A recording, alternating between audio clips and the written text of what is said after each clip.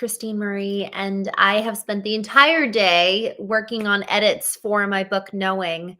It is going to be coming out in the spring, maybe sooner. Y'all, this book has been a labor of love. I think that this is my fourth version, and I've had different people read it at various times. Actually, before folks attended the first, second, and third retreats, I had them all read the book, because one of the things that was so important for me was that when everyone showed up to the retreat, everyone was pretty much aligned on kind of the starting point. Like, where are we lining up? Where's the starting point from where we then fire the gunshot, signaling go, we're going to run this race? Everybody reading the book really set us up to be kind of starting at the same point, because otherwise everyone is coming in with so many different world experiences, so many different emotional experiences, the way they're raised, what they're currently struggling with. It can just make it for such an interesting discussion, but also it can make it feel a little bit chaotic if there's not a real guide moving us forward. So folks who attended the Knowing Retreat last year read very old versions of the book, and so it's changed a lot since then, and I'm so eager and excited to be done with it. I am hoping and praying that it doesn't turn out to be like Jordan Peterson's big book of Maps of Meaning, where he spent like years working on this thing. He released it, but it wasn't until he was doing 12 Rules for Life that he really gained traction and infamy, I guess. So I have to spend a lot of time marketing this book. So God bless me.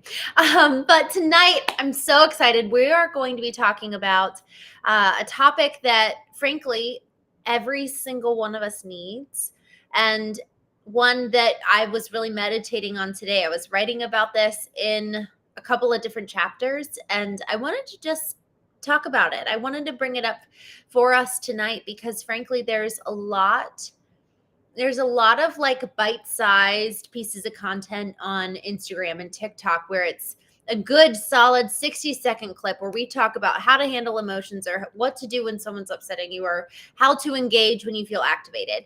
But there's not a very long form content that I've seen and engaged with recently where it really dives into, why am I feeling triggered in the first place? And then really, what do I do about it? How do I actually fix, and not even for the purpose of fixing. It's not like we want to just do away with a trigger, but it's like really understanding it and then really being able to solve for it, so that that triggering moment, that wound, that kind of itch that someone's scratching and you're just like, it's so annoying, that doesn't have power over us. That at the end of the day, you and I have complete control over our bodies, over our being, over our mind, so that we can be the ones calling the shots. Not, and as we dive into kind of like, what is it that's actually calling the shots, but not the other things, not the triggering moments being in the driver's seat. So I want to kind of paint a picture here. So I equate what we're going to be talking about tonight, this whole concept of being triggered, really to us all existing behind a wall. When I had my moment of waking up and looking in the mirror for the first time, what I saw was like a faceless woman. I felt like I wasn't existent in my marriage, and my husband was effectively married to a non-person. And then I actually told my therapist, I was like, well, no wonder he left. Who wants to be married to a non-person? But what I realized as I really started to get to know myself was that I actually had been there all along. I never showed up. I didn't see myself or know myself whatsoever. And it's because who I was, like the integrity of who I am and the integrity of who so many of us are, is actually like buried away since childhood. Because in childhood and in adolescence, in high school, middle school, college even, and in adulthood, we have these moments with people that are hurtful, like little T moments, like little trauma moments. But there's still trauma moments, and our bodies store them. And what happens is that by way of not moving through the emotion or processing the experience, it forms into what I consider to be a brick. Like a little bit of water mixes with a little bit of clay for every single unprocessed experience and unprocessed emotion. So ever since we've been, 3 years old even, a brick upon brick upon brick begins to be laid and solidified, surmounting into what today is now this massive wall that we're all hiding behind. And then we're trying to do life with other people. You're behind your wall, I'm behind mine. And then we wonder why communication is so hard. And we wonder why, like, how are you not hearing what I'm saying? And then everyone's just screaming at each other. And it's so insane. Or we're not even screaming. The other alternative, and there's many different ways that we contend in fighting, but for others of us, we actually take great pride in stoicism. And we take great pride in, well, I just never emote anything. And so we remain behind our walls, shut down, self-isolating, and frankly, never venturing out to like meet each other halfway. So there can be raging against somebody's wall or hiding in isolation behind ours. Either way, it's obviously not working. We're triggered and we're just manifesting it in different ways. So when we think about why am I triggered in the first place, the way that I think about this is that when we have that triggering moment, so often the other person who actually triggered us is caught by surprise, and we're caught by surprise too. We don't know our own triggers. We don't know our own bricks because for so much of the time, we've been hiding behind our wall, trying to see the world, but the bricks are obscuring our view. And then when people look at us, their bricks are obscuring their views. So when I look at someone, let's say my sister, and I have a painful moment in the past that I have not reconciled or dealt with, I look at her and it's just slightly colored. It's like when we put up our face against the optometrist or at the optometry office and we put our face against the dials and then they switch them and then you can see more clearly. For so many bricks that are in our way, it's like the dials are changing and we actually have a more foggy, cloudy view of reality and what really happened because the past is clouding our ability to see right now. And because of that, we actually have to really take time to almost like, rather than trying to look super far ahead, I actually need to back all the way up and just look at what's right in front of me. What does the wall constitute? What are the bricks? What are those painful moments that continue to trigger us? Because otherwise, it's like flint and stone. It's like the sparks fly when somebody says something or does something. Suddenly we're activated. Suddenly we're annoyed. We're surprised and they're surprised. And then so much of our reaction is not even about what just happened because ultimately they're triggering something from way back then, but we haven't done the job to understand it and then also process and move through it. So when we think about why are we being so triggered, for so much of the time, it's these surprises that we don't expect, that we don't know we're going to be there. My boyfriend and I, we call it red flags. So like the bricks that we have identified and the things that we know are going to upset us, we actually have identified as red flag topics and situations so that he'll say, hey, Christine, I actually have a red flag that I need to bring up to you. Is this an okay time? And then it's my job to make sure that I'm actually in a good headspace, mental space, emotional space to be able to have a discussion around a red flag topic. And we each have our own, and we both have offered them to each other. But in relationship, we also come to know what other bricks are there. Like I have discovered way more bricks in relationship with my family and people I love than all alone. I do some of that. Like there's a lot that we can do when we're actually really being intentional to pay attention. For example, I was boarding a plane 3 years ago. This is one of my favorite examples because it's something all of us can do. It's a situation that a lot of us can find ourselves in. There's two different examples. One, I was boarding a plane. Everybody is taking their time to board. Everybody takes their time when they arrive at their seat. They put the baggage above or underneath the seat, and then they proceed to sit down. It was my turn, and all of a sudden, I instantly started to rush, and I started to get almost like a little bit anxious or panicky even. Like I felt this incessant need to rush and hurry. I sat down and I just like observed myself, and I really asked, I was like, why did that just happen? That was weird. I was giving everybody else all the time in the world. why did I not give myself the same kind of grace and honestly time to be normal, like proceed with a very normal human activity in a very normal cadence with a very normal amount of time. And for some reason, I didn't think I deserved that. So we can effectively self-induce our own examination. So when we're triggered, it's not just because someone else says something or does something. It's that we can actually catch when our body starts to be activated and starts to get out of rhythm and starts going into what we call the four F's, the fight, flight, freeze, or fawn. Anytime we start sensing that, oh, I feel activated, that's the way that I like to think about it. Like something's not right, something's off, something's wrong, and I don't know what it is yet. Now it's time to put on our Sherlock Holmes hat and go to town and start doing some excavation. And when I say excavation, I love just the concept of, okay, so behind the wall, deep in is like this beautiful garden. There's so many analogies here, but I really love to think of our soul as just like our core center. Like behind the wall is you and me, and there's just so much dimension. There's so many different parts of us. On the show, we talk about our intelligences, our spiritual intelligence, our intellectual intelligence, our emotional intelligence, and our physical intelligence. So each one of these has something to tell us. Our soul is at like the core nucleus of who we are.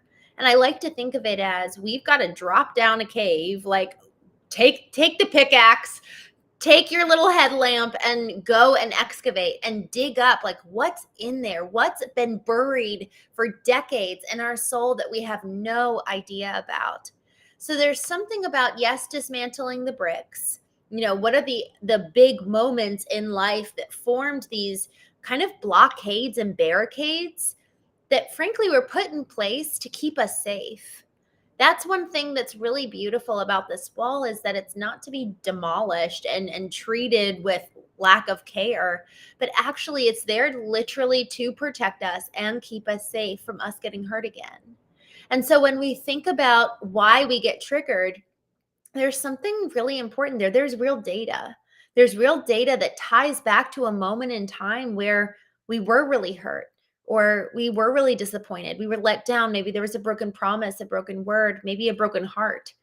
And so when we start recognizing that every single brick is in place for a very specific reason, now we start engaging with our bricks and other people's with so much more care, so much more tenderness. And there's a curiosity of asking why. And so when we think about, excavating the soul, my moment on the plane is a good example of what that might mean to kind of excavate the soul and be like, oh man, like I actually think that I don't deem myself as worthy as other people. Why is that? And just really kind of camping out there. Whereas when someone does something and I activate towards them, that's more so what I mean by a brick. It's like really preventing us from connecting with other people. But the brick can also prevent us from connecting with ourselves. So these layers deep of blockades that if we're willing to really do the work, we can do it on our own time and excavate our soul. And then once we kind of sit on this side of the wall, I guess, and we peer out and we're like, okay, let me actually take a bird's eye view and see why these bricks exist in the first place. So a couple of things that I've done to really help me better understand why my wall is there. And honestly, y'all, this is something that we can do with our partners, we can do with our family, is really analyzing what are the core bricks, and a couple of ways that we can do this. One, we can identify, man, what is a moment in the past that I have not worked through or dealt with. And there's a couple of layers here, so bear with me as we go through them. One, it could be that we don't want to address it because we don't know what's going to come up. We don't know what we're going to feel. We don't know if there's going to be a lot of anger there, so it's easier to just suppress it. I was talking to a gentleman at one point, and his wife came up and around a specific topic, and he was like, "I can't even go there because I don't know how angry I'm going to get." And what that is that it's a ticking time bomb. At some point, there will likely be an explosion, or and honestly, I actually think that this is worse, or they will never experience the type of connection that could be possible if he was willing to go to that dark place. Because once we shine a light into the dark places, we become known. That dark spot becomes known. Now we can experience connection in that place. It's kind of like with this whole example of a cavern of being our soul. The more our cavernous cave, let's say, is dark, well, we really actually can't exist in relationship with other people, like occupying those spaces, because we don't know, we haven't explored them, but they're kind of untraversed. And so then if we're engaging with people, we're only able to give from the place where we have light there. We only know that spot, and so we're only able to then give from that one area of the cavern. But the more we actually start shining a light, not only do we know it, are we then able to give from a more kind of fuller capacity, but then also we allow ourselves to be known in return. Real connection happens when two people, it's a mutual giving. It's I'm letting myself be known and I'm seeking to know you, and vice versa. I existed so much. This is where, in my first marriage, I'm not married again, but in my first marriage with my former husband, I really sought to know him, and I had no idea who I was, so I couldn't let myself be known. I really existed in kind of this dark cave because I had never taken the time to climb down there with intention and get to know me. And so I did so much to get to know other people, to love other people, but it was only one-sided. They didn't know who I was, and someone actually, a girlfriend of mine in high school, she commented, she was like, "Christine, I feel like every time I ask you a question, you deflect. I really don't know who you are." And she just made these comments, and in some ways, I didn't understand. I was like, "What do you mean you don't know who I am?" Like, I just had no concept around the depths to which we can go if we were to really sit with coming to explore. Like, there's an exploration, but it has to be one that's curious, because once we start exploring ourselves with judgment, the dark places are going to stay dark. Why would they be safe to unveil themselves and allow for the light to be shining in?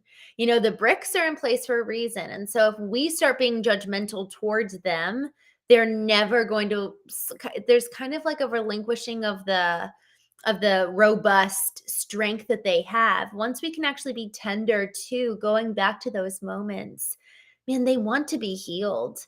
When we think about these past moments and memories, so much of the time trapped inside the brick is just a little boy or girl, you and me, at ages 9, 7, 13, that never was heard or seen. Usually that brick is there because of an unmet need.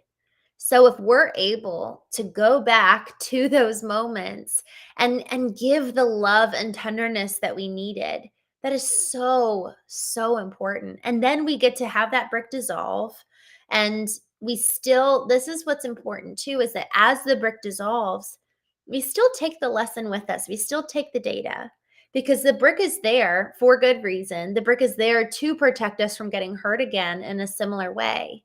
So if we're able to extract the data, extract the good, but then just allow for there to be an open access to us in that regard, but we still have wisdom in place. We're not just an open target.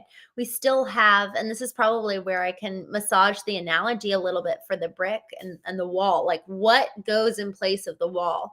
I had this thought a couple years ago as I was really kind of thinking through this analogy, that it's almost like a hedge. Like, with brush, it's movable, you can get through it, you can actually see through it. There's air coming in and out, but there's still some kind of a boundary line. And I really love that analogy because it's like an ever living and breathing entity. And with brush and like a hedge, the hedge needs to be healthy. It needs to be green and cultivated and tended to and trimmed. And so I think that that's kind of how boundaries work. They need to be updated and they need to be tended to. They can't just be black and white, because for people, for seasons, as we change, the boundaries will change too. So going back to what and how do we even get activated in the first place? It's flint and stone. For so many bricks that we have in our wall that are unexplored, unprocessed, we're going to continue to get activated. And so then the next step is, okay, so then what do we do about this? And y'all, I would highly encourage you to revisit some of the old things in the past. You know, we talked about what's a moment or a memory that maybe you've avoided because you're not sure what's going to come up. Another reason why we can avoid it is because we actually have gotten really comfortable with that brick. We actually come to like the hard facade that we've developed, the fact that nobody can penetrate us, and the fact that nobody can get through, and that we're so stoic. We actually can form a sort of addiction with this type of behavior that's cold and hardened. And so then the question is, well, who do you want to be? Do you want to be that person? Because if you do, that's your conscious choice and that's your responsibility, but you're not that way for any other reason than you're choosing to be. And so that's where it's really important. You know, it's easy, and it's not even just easy, but I think that there's actually a sense of thrill in having someone and something to blame. You know, there's something around gossip and there's something around the drama of it all that does incite kind of a thrill. And so, I mean, gosh, it's like, man, can we give our own selves a thrill in a more pure form? And what I mean by that is, can we self-administer our own dopamine hits rather than being addicted to negative news or scrolling on the feed or someone else's drama to appease our own? How can we add excitement and joy into our life so that living and truly experiencing the highs become more addicting to us than the lows? But we have to, with intention, create those moments in our lives. And so again, it requires intention. And intention, I actually did a little bit of study on this a couple weeks ago. I just dove into like, what is the origin word for that? And the Latin word for intention actually means it means like your mental faculties, your emotional faculties, your heart. It's like all of you is engaged in whatever it is that you're intending to do, intending to be. It's like whole body, whole mind, whole spirit, whole self. And I love that, because then if we start truly living with intention, man, yes, it takes a little bit more time, but man, do we yield so many better results. You know, the way we show up in relationship, the way we show up for ourselves even. You know, I was driving home tonight and I live alone, and I was feeling, I just had this thought. I wasn't feeling lonely yet, but I had this thought. I was like, man, I'm going to an empty house. And I was thinking about my parents, and my sisters live close by. They live together. And then my sister and her husband live close by. And I just kind of started thinking, who could I go visit? And then I realized, I was like, man, I actually have not been alone for an entire week plus. And I actually could probably use some time with me and like tending to me and actually like really kind of loving on myself, so that when I go see my family, I know myself well enough to this point that if I was to go see people, I actually wouldn't have much to give. I actually am getting low in terms of even just gas in the tank. And the thing that's really, really important when we think about why and how do we encounter these triggers in our life, so often, not only is it because we haven't done the work to really understand the bricks, but so often it's also because we're running on empty. We're not taking the time to resupply and refurbish what we're giving out into the world. There's this beautiful example that I heard on stage. I was in the back of the room at an event for Amazon that we were putting on, and a woman standing at the front, and she's pouring water into a glass that's over a basin. She pours the glass and it's half full, and she holds it up and she says, do you see this glass? It's half full. So many of you will give from a half full cup. And then she continues to pour till it's all the way full. And then she holds it up again. And she says, others of you will give from a full cup. And then she pours and pours, and it spills over into the basin until the basin's about halfway full. She holds up the full glass of water and she says, y'all, this full cup, this is yours. The basin, the overflow, is for everybody else. Y'all, that like switched something in me that day. That has made such a radical difference in the way that I show up and in my intentionality and the way that I look to serve and to give other people. There's something heroic. Talk about being addicted to kind of the negative and the bad news. There's something about mankind where we actually get addicted to overdrive and overwhelm. We get addicted to burnout. And so, man, if we were to really, again, with intention, think about, who do I want to be? Do I want to be someone who is stoic and angry and kind of moody and burnt out? Or do I want to be someone that is life giving, that is giving from a place of overflow where there truly is an abundance there? And man, there's just so many different ways to go. I'll bring it back to the trigger conversation. So, understanding the bricks, understanding who do I want to be, and then also tracing the roots down. So, looking at each brick, anytime we feel triggered, y'all, this is one of the habits that we just need to start cultivating. The more that we can do this with intention, with the whole body being activated in the pursuit of this, the next time you and I get triggered, which could very well be tomorrow, someone says something, somebody cuts you off in traffic, that's a trigger moment, isn't it? My gosh, it's so awful. We're just having our own nice day when we encounter a rude barista. Or one time I walked up to the service desk at American Airlines, and the woman was just, I felt myself reduced down to like 8 years old. And I just felt like I was like this little kid looking at this woman who was so mean. I just felt myself triggered. And so triggered can mean, we feel ourselves getting angry. It can be us feeling small. It can be us becoming obsequious and like wanting to hide. Being triggered can look so many different ways, but so often it's the 4 F's. Fight, flight, freeze, or fawn. One of those is engaged. One of those has been like turned on. We're in danger. Time to activate. But when we feel that, regardless of how it manifests, I have found literally pulling aside and going to the bathroom, or just pulling aside and taking a minute, taking a walk, and then really asking myself, why was that so frustrating for me? And I use that moment to be a mirror. And I really go inward. And y'all, this is hard, especially if, man, that lady at American Airlines, she was mean. Like, anybody with a video camera could have seen that, and I'm justified. Yet my reaction reveals something in me about me. So why did I have such a kind of a visceral reaction to just a lady having a bad day? And that's where it's our radical responsibility to trace the roots. And that's why I said put on our Sherlock Holmes hat, because we actually have to go and trace the roots and really ask why multiple times to figure out what is the origin story of that response. Why is my emergency response activating, telling me I'm not safe when I'm 32 years old talking to a airline attendant? Why am I so upset? And what that revealed to me was something very, very core and fundamental about the way that my dad and I engaged. My dad struggled with anger for a couple of years when we were really young.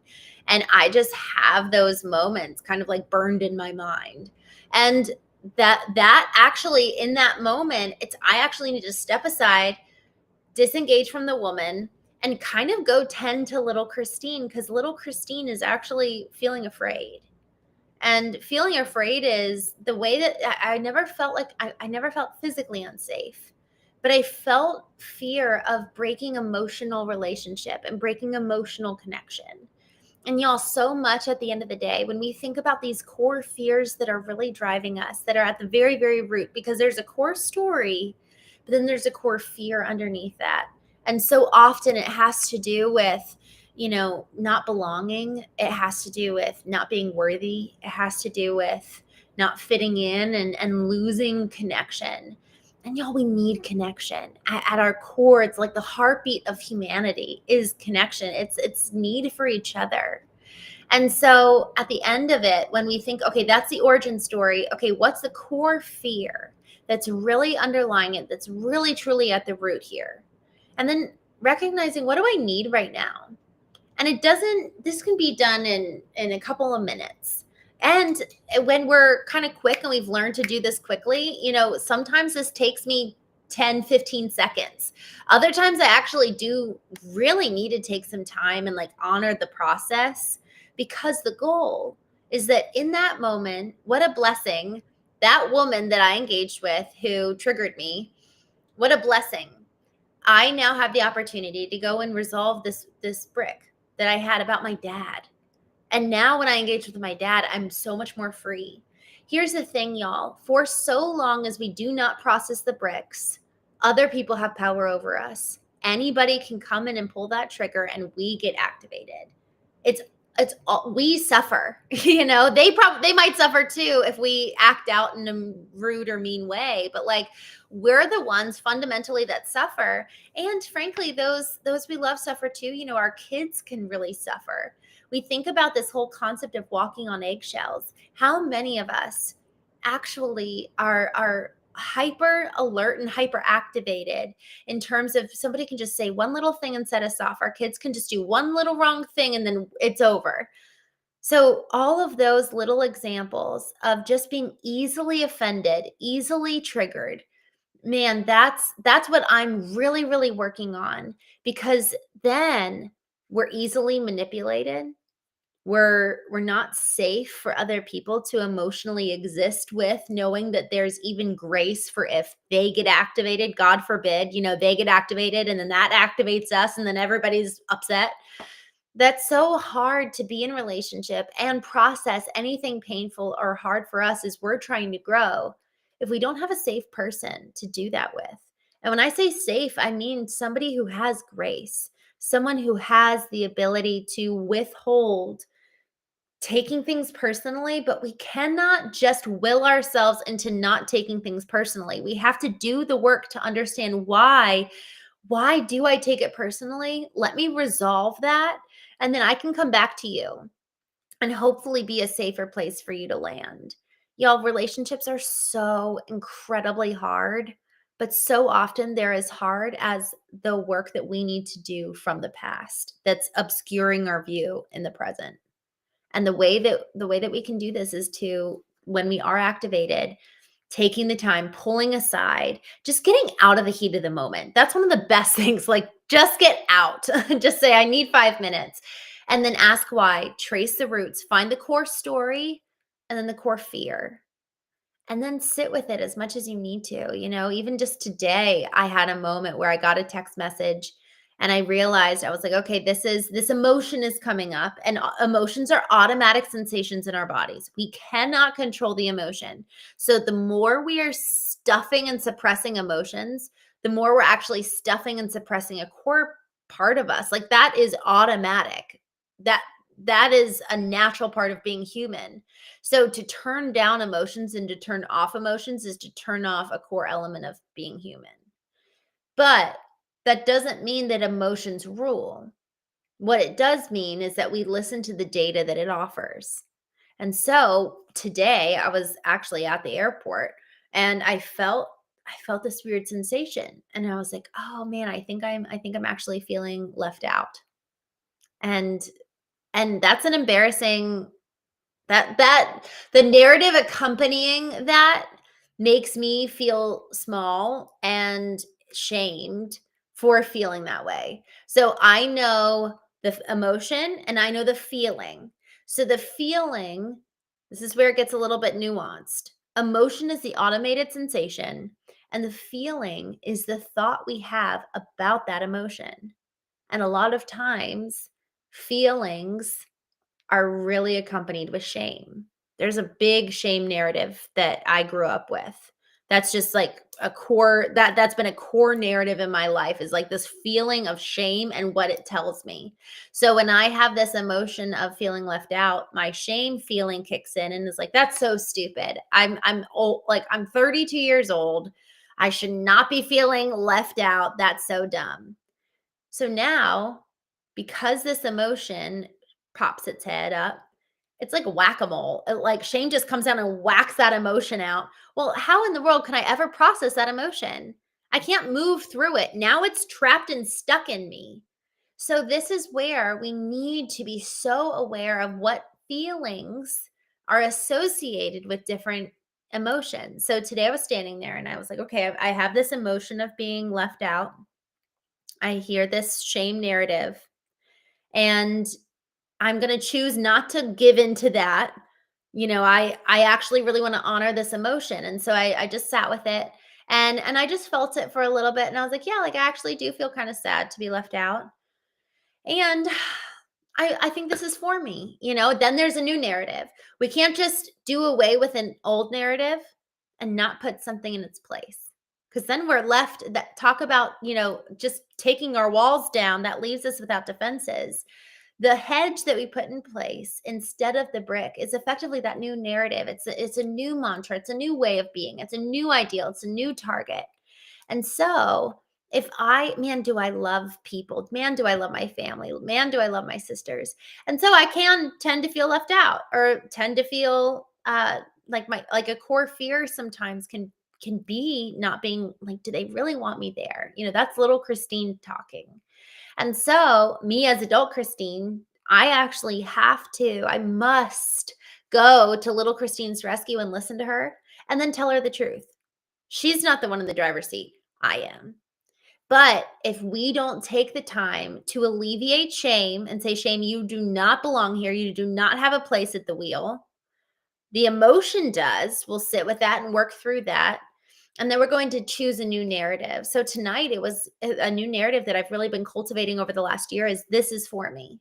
Just having the faith and having the belief, because I've seen it time and time and time again, that if it's not for now, then it must not truly be in my best interest. And I've seen that play out even the times where I'm like, how was that not for me? Like that so clearly was what I needed or wanted. And then hindsight, it's always 2020. And we're like, oh, I see. It's like that country song, Thank God for Unanswered Prayers. I don't want to have to wait until I'm proven right to have faith. I want to truly, and this comes back to who I want to be. I want to engage with the world with joy. I want to engage with the world seeing the ordinary things and finding the miracles in them. I want to engage and live experientially, where I'm constantly creating with intention something meaningful, and looking at today as there's only one day like today ever. I will never have another Saturday, November 29th, 2025. This is our one shot at today. And so let me live it with so much intention and so much life that I don't actually want to sit around and be sad. And I've had to ask myself that multiple times in relationships and moments of conflict. I'm like, do I want to be sad right now? And I'm like, okay, well, I want to honor the emotion that's there. I need to move through that emotion. I don't like how they're acting or treating me, let's say. So I need to handle that. And I get to choose how I show up and how I respond. And so I choose to continue this conflict with love rather than with fear, or rather than these old mantras or ways of being. So we have to understand the trigger, know the root story, the root fear associated with it, identify who we want to be, and then what's the new boundary? What's the new hedge that's going to replace that brick? And then communicate it. My gosh, the more we can communicate with people areas that we're trying to change and grow, man, the better, and the more help we'll get. That's another thing too, is we'll actually get the alliances of those around us, because man, we want to be better for you. We want to be a safer place for you to land. We want to help you grow by not being so reactive ourselves. Because it really is just an explosion waiting to happen, that if I'm triggered, you're triggered. If you're triggered, I'm triggered. And then it's just this whole big blow up. But the more that we're able to really sit with ourselves, have compassion and curiosity for ourselves, the more we're going to be able to extend it to others. Because so often we judge in others what we judge in ourselves most harshly. So with that, there's so many different ways we could have gone with this conversation, but thank you